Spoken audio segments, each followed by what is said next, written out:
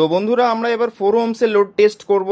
4 ওহমসে actually কত ampere নিচ্ছে আর কত ওয়াটেজ বেরোচ্ছে আর কত ভোল্টেজ পর্যন্ত যাচ্ছে। তো আমি দুটো চ্যানেলে একসঙ্গে লোড দিতে পারছি না, কারণ কি আমার এখানে ভোল্টেজ ড্রপ অনেক বেশি হয়ে যাচ্ছে।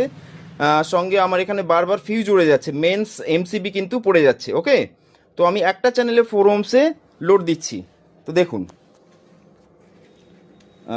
দেখুন, আমি ডিএসওতে দেখাচ্ছি কত ভোল্টেজ পর্যন্ত উঠছে।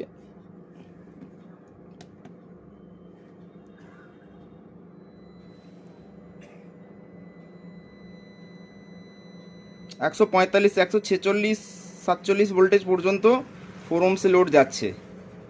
ওকে, আর এখানে আমি অ্যাম্পিয়ারটাও দেখিয়ে দিই আপনাকে। দেখুন,